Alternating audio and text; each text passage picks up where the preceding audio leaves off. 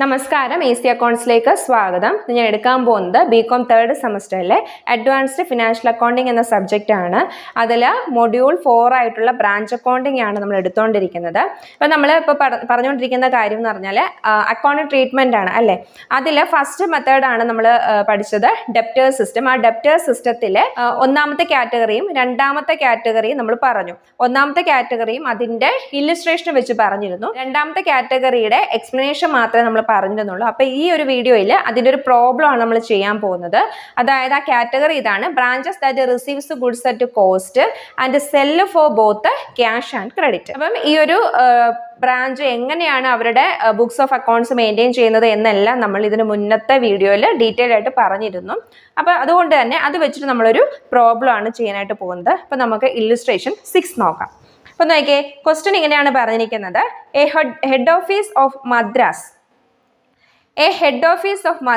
has a branch at Kollam. Goods are sent by the head office to its branch at cost, which the branch sells both for cash and credit. അപ്പം നമ്മൾ എന്താണ് ഇതൊക്കെ ഏത് method, ഏത് question വരുമ്പോൾ ഏത് method ചെയ്യണം എന്നൊക്കെ നമുക്ക് കൺഫ്യൂഷൻ വരും. ഇപ്പോൾ ക്വസ്റ്റ്യൻ തന്നെ പറയും. ഇപ്പോൾ ഇവിടെ കണ്ടേ, ബോത്ത് ക്യാഷ് ആൻഡ് ക്രെഡിറ്റ് എന്ന് പറയുന്നുണ്ട്. അപ്പോഴേ മനസ്സിലായിക്കോണം നമ്മൾ ഏത് മെത്തേഡ്, ഡെപ്റ്റേഴ്സ് അക്കൗണ്ടിലൂടെ വരയ്ക്കുന്ന മെത്തേഡാണ് ചെയ്യേണ്ടത് എന്ന്.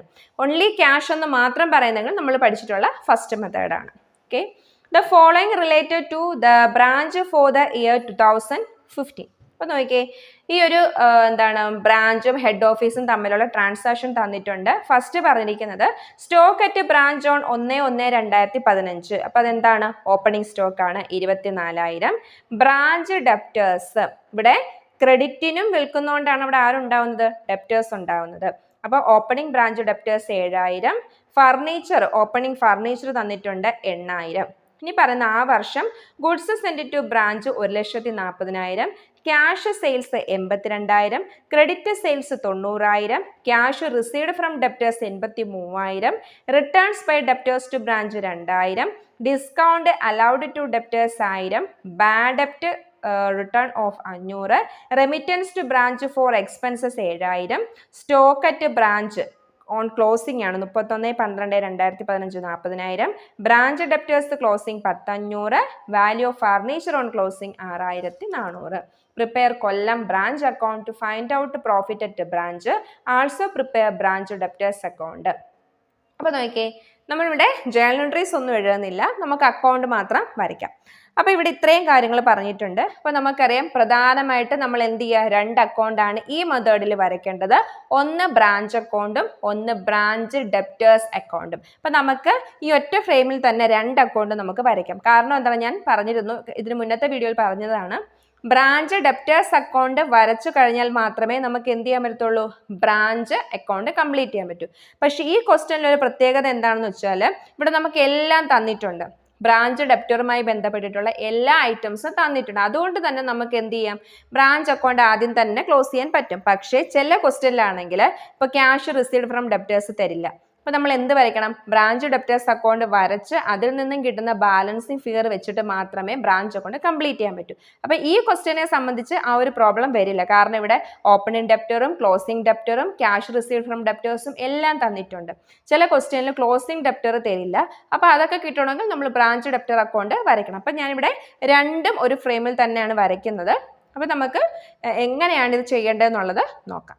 അപ്പോൾ നോക്കിയേ, ഇവിടെ ബ്രാഞ്ച് അക്കൗണ്ടും അവിടെ ബ്രാഞ്ച് ഡെപ്റ്റേഴ്സ് അക്കൗണ്ട് നിങ്ങൾ വരയ്ക്കുമ്പോൾ ആദ്യം ബ്രാഞ്ച് അക്കൗണ്ട് വരയ്ക്കുക, അതിൻ്റെ തൊട്ട് താഴെയായിട്ട് ബ്രാഞ്ച് ഡെപ്റ്റേഴ്സ് അക്കൗണ്ട് വരയ്ക്കുക. ഇവിടെ സ്ഥല പരിമിതി കൊണ്ടാണ് ഞാനിങ്ങനെ ഒന്നിച്ച് വരച്ചു വെച്ചിരിക്കുന്നത്. അപ്പോൾ നിങ്ങൾ ചെയ്യുമ്പോൾ ആദ്യം ബ്രാഞ്ച് അക്കൗണ്ട്, അതിന് താഴെ ബ്രാഞ്ച് ഡെപ്റ്റേഴ്സ് അക്കൗണ്ട് വരയ്ക്കാവും. അപ്പോൾ നമുക്ക് ആദ്യം എന്ത് ചെയ്യാം, ബ്രാഞ്ച് അക്കൗണ്ടിൽ തന്നിട്ടുള്ള ഐറ്റംസ് എല്ലാം എഴുതാം.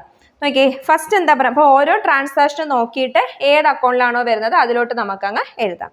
ഫസ്റ്റ് എന്താ പറഞ്ഞിരിക്കുന്നത്,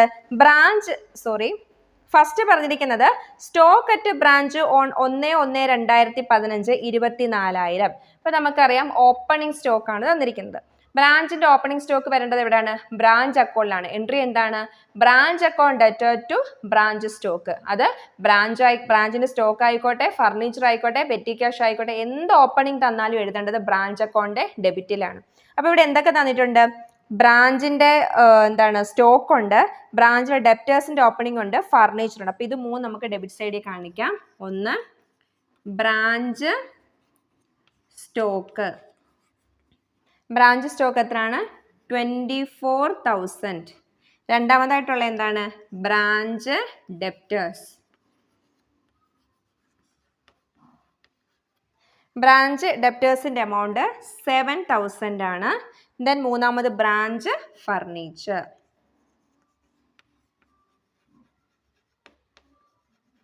ബ്രാഞ്ച് ഫർണിച്ചർ 8,000.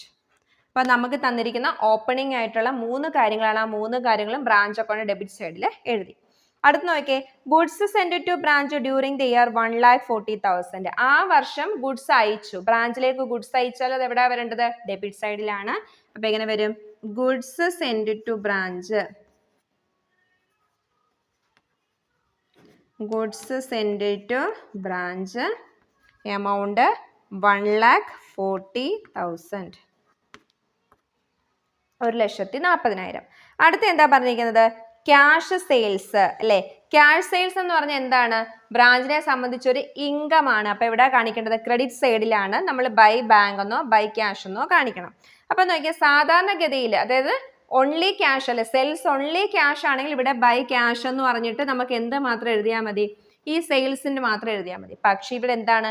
ക്യാഷിനും ക്രെഡിറ്റിനും വിൽക്കുന്ന ബ്രാഞ്ചാണ്. അപ്പോൾ ഇവർക്കിവിടെ ക്യാഷ് സെയിൽസിനോടൊപ്പം ഡെപ്റ്റേഴ്സിൽ നിന്നും വല്ല ക്യാഷ് കിട്ടിയിട്ടുണ്ടെങ്കിൽ അതുകൂടി കാണിക്കണം. അപ്പോൾ ഇവിടെ എന്തൊക്കെ വരും? സെയിൽസ് എത്രയാണ്? 82,000. ഇവിടെ ക്രെഡിറ്റ് സെയിൽസ് വരുമോ? ഇല്ല, ഇവിടെ ക്യാഷ് സെയിൽസ് മാത്രമേ എടുക്കാൻ പാടുള്ളൂ. പിന്നെ അതിനോടൊപ്പം എന്ത് ചെയ്യണം? ക്യാഷ് റിസീവ്ഡ് ഫ്രം ഡെപ്റ്റേഴ്സ് 83,000 ഉണ്ട്, അതുണ്ടെങ്കിൽ അതുകൂടി എടുക്കുക. ക്യാഷ് റിസീവ്ഡ് ഫ്രം ഡെപ്റ്റേഴ്സ് 83,000, മൊത്തം 1,65,000. ഇപ്പോൾ ഇവിടെ ക്യാഷ്, ഇവിടെ ബൈ ക്യാഷ് എന്ന് പറഞ്ഞാൽ ബ്രാഞ്ച് ഹെഡ് ഓഫീസിന് അയച്ചു കൊടുക്കുന്ന ക്യാഷ് ആണ്. അത് എന്തൊക്കെ വരാം? ക്യാഷ് സെയിൽസ് വരും, ക്യാഷ് റിസീവ്ഡ് ഫ്രം ഡെപ്റ്റേഴ്സ് വരും. ഇവിടെ എന്തെടുക്കരുത്? ക്രെഡിറ്റ് സെയിൽസ് എടുക്കരുത്. ഇനി അടുത്ത് നോക്കിയേ, ഇനി എന്താ പറഞ്ഞിരിക്കുന്നത്? പിന്നെ ഉള്ളത് return by debtors to branch. Branch അക്കൗണ്ടിൽ വരുമോ? ഇല്ല. Discount allowed to branch, branch അക്കൗണ്ടുമായി ബന്ധപ്പെട്ടല്ല. ബാഡ് ഡെപ്റ്റ് റിട്ടേൺ ഓഫും വരില്ല. ഇനി നോക്കിയാൽ remittance to branch for expenses 7,000. ബ്രാഞ്ചസിന്റെ എക്സ്പെൻസസിന് വേണ്ടി 7,000 രൂപ കൊടുത്തു. അതെന്താണ്? ബ്രാഞ്ച് അക്കൗണ്ട് ഡെബിറ്റ് സൈഡിൽ വരേണ്ട ഐറ്റമാണ്. To bank 7,000. പിന്നുള്ള എന്താണ്? സ്റ്റോക്ക്, പിന്നെ ബ്രാഞ്ച് ഡെപ്റ്റർ, ഫർണിച്ചറിൻ്റെ ഒക്കെ ക്ലോസിംഗ് ആണ്. അതെവിടെയാണ് വരുന്നത്? ക്രെഡിറ്റ് സൈഡിൽ. By branch stock, branch stock 40,000. Then branch debtors 10,500. Then branch furniture 6,400. നമുക്ക് എന്ത് ചെയ്യാം? ബാലൻസ് ചെയ്യാം. ബാലൻസ് ചെയ്യുമ്പം ഈ ഒരു ക്രെഡിറ്റ് സൈഡാണ് കൂടുതലായിട്ടുള്ളത്.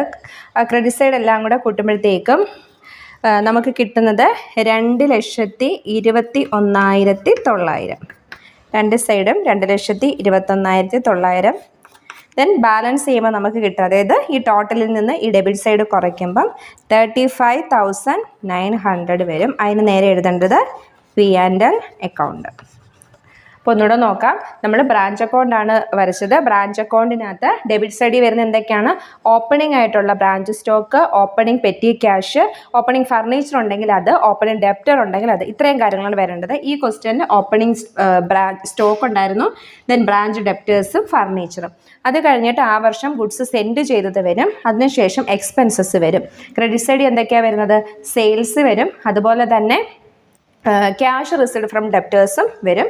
സെയിൽസ് വരുമ്പോൾ ക്യാഷ് സെയിൽസ് ആണ് വരേണ്ടത്, ക്രെഡിറ്റ് സെയിൽസ് ഇവിടെ എടുക്കാൻ പാടില്ല. പിന്നെ ഉള്ളത് എന്താണ്? ക്ലോസിംഗ് ആയിട്ടുള്ള ബ്രാഞ്ച് സ്റ്റോക്കും പിന്നെ ഡെപ്റ്റേഴ്സും ഫർണിച്ചറും.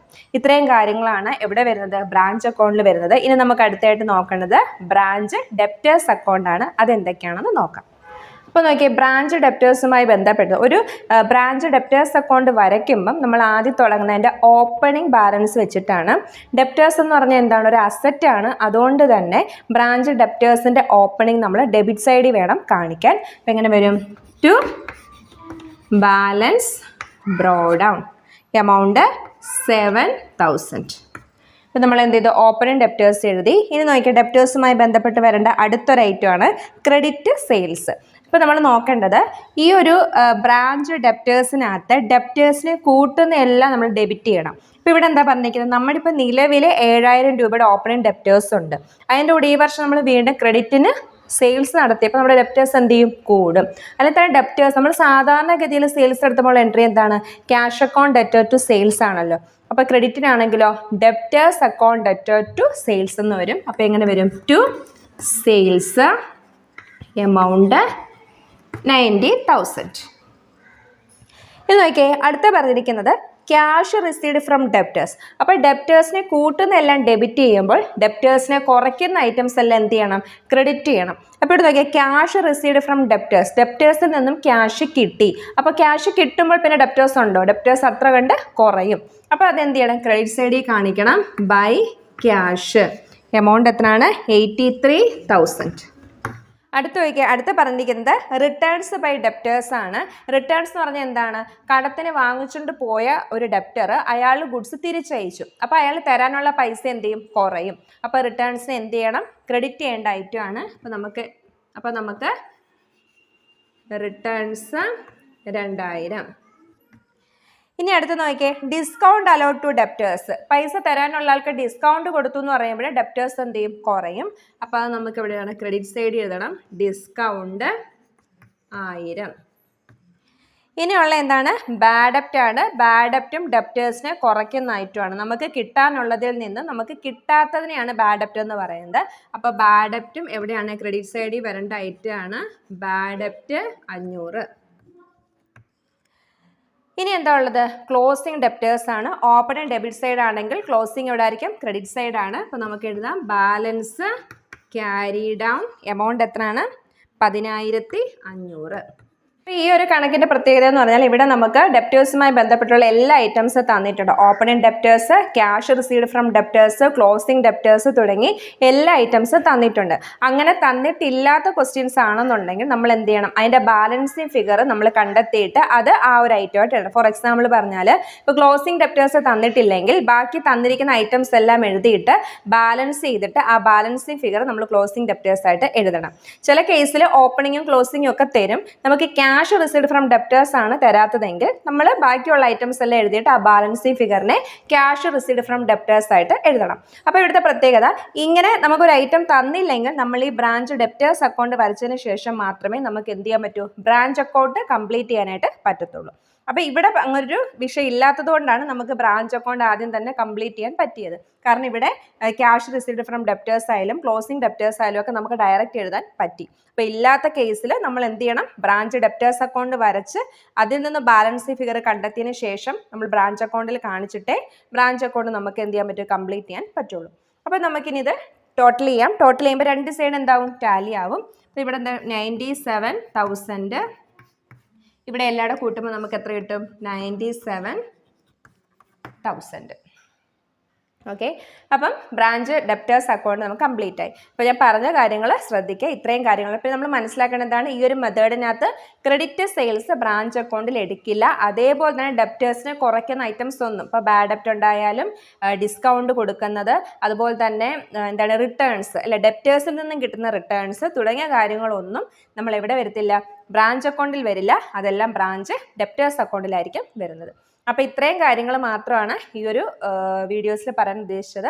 അപ്പം ഇതായപ്പോൾ നമ്മുടെ സെക്കൻഡ് ആയിട്ടുള്ള ആ ഒരു കാറ്റഗറി കഴിഞ്ഞു. ഇനി മൂന്നാമത്തെ കാറ്റഗറിയും കൂടെയാണ് ഈ ഡെപ്റ്റേഴ്സ് സിസ്റ്റത്തിനകത്ത് വരുന്നത്. അപ്പോൾ നമുക്കത് മറ്റൊരു വീഡിയോയിലൂടെ കാണാം.